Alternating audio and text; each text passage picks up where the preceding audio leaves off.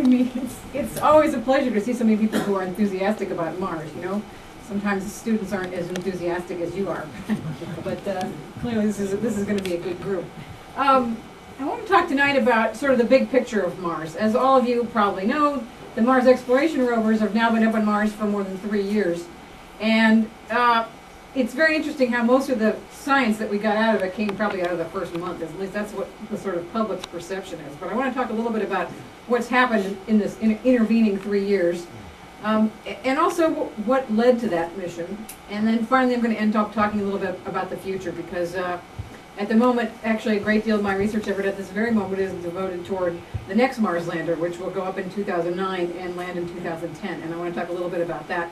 And then answer a bunch of questions. I just came back from the Lunar Science Conference, at which I, got my head filled with all the latest and greatest stuff about Mars. So I'm not an expert in all aspects of this planet, certainly, but hopefully I can kind of give you a nice overview. And then please feel free to ask questions.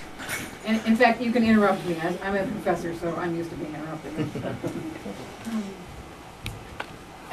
With this audience, I certainly don't need to oversell this. I got interested in the space program as a kid, and of course it was because of basically these words from John Kennedy and then the intervening Apollo program. But of course, as a child growing up in Indiana, I had no idea that I would end up working on the Apollo program, but life worked out that way. I went to college, and one year my senior year, I ran out of money in a very major way.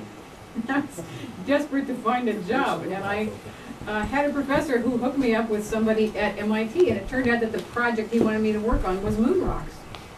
And, I sort of said, oh, well, gosh, what a horrible thing. So I ended up working for him and working on some of the Apollo samples. Some of you in this audience might be old enough to remember that there was quite a bit of excitement with the Apollo samples when they actually uncovered some soil on the moon that was orange. Yep, and that's what I did my thesis on. We were trying to figure out why it's orange and what kinds of geological processes made it orange. So why was it orange? Well, it's a very interesting story, actually. Yes, I put a slide in here about this. There are two reasons why the surface of, I'll look back up.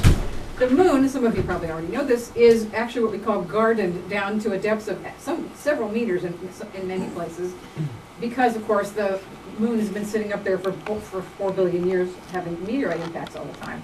And so when you look at the geology of the surface of the moon, what you see really is the result of impacts. And so the typical soil, or regolith as we would call it on the surface of the moon, is actually about 20% glass beads. And what we were trying to figure out is some of those glass beads are green and some of them are orange, and why are they colored the way they are, and what causes them. On Earth we get glass beads like that from fire fountains like this. These are obviously not ones on planet, but these are from Hawaii. On the other hand, of course, when you have an impact that strikes the surface of the moon and makes a crater, most of us think only about the craters and forget about the fact that when an impactor hits the surface of a planet, there's a significant amount of melt. And so what I was trying to do was figure out how do you distinguish melt that comes from an impact from melt that comes from a fire fountain like this. And the answer was we couldn't. But we could tell you that the orange glass actually is caused by titanium. So that was sort of interesting.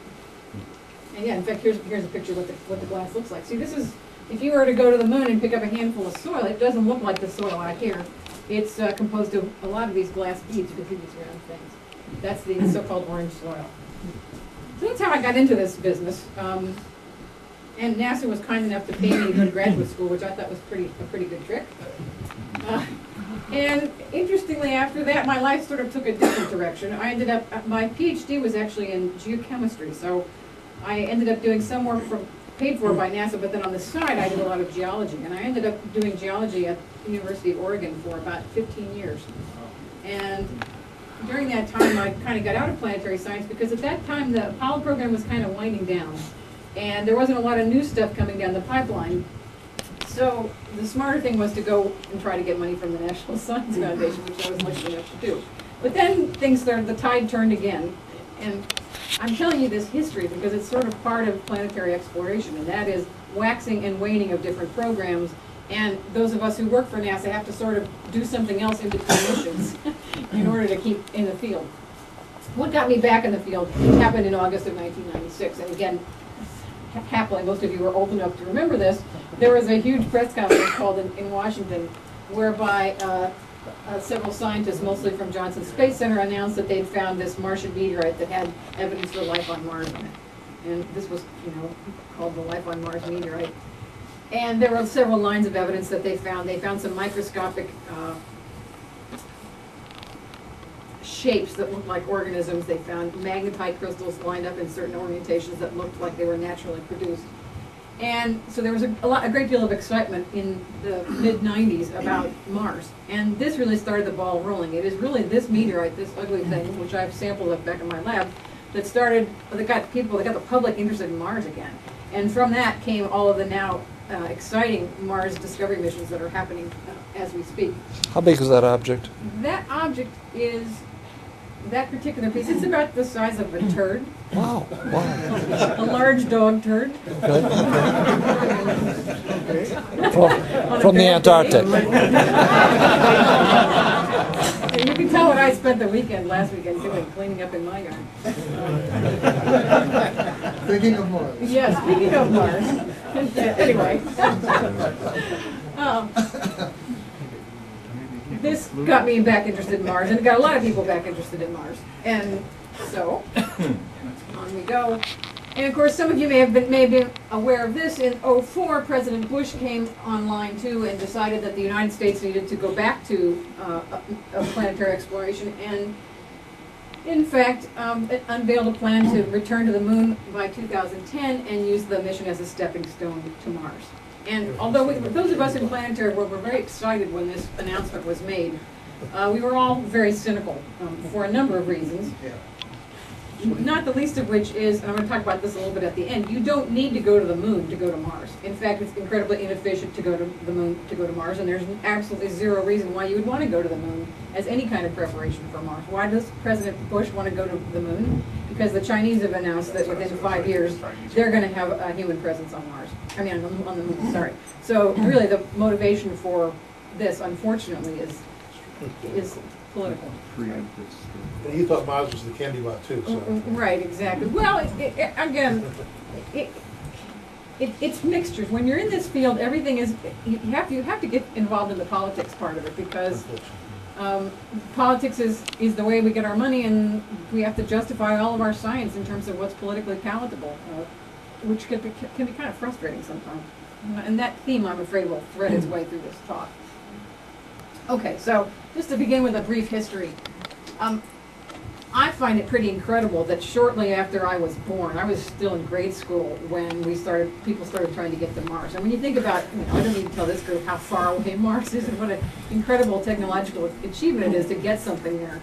And of course, it's so difficult that it was initially almost impossible. The Russian space agency is the heartbreak. We are only now starting to uncover some of the records of the early Soviet program for space exploration, and it's heartbreaking. For example, there were 5 missions that failed between 1960 and 1962. Of course, the rest of the world didn't know about them. And now we're starting to sort of have information filtering out of these things. And I'll just tell one of the stories that we've been reading as part of my class, and that is that on the 4th of these missions, the Russian, the heads of the Soviet space program decided that the 4th time was going to be the charm, that they were definitely going to get a launch, and this was going to be the one that would go. And so what they did was they assembled all the senior politicians from the Soviet Union, and they all came to the launch pad and stood in the observation tower. And of course, one of them got to press the button to launch the mission. And when he pressed the button, nothing happened. And this high-ranked Soviet official got so upset about this that he had a tantrum, and he ordered all the people who were working on the mission to go out on the launch pad and fix the rocket so it would launch. Now, all of you probably know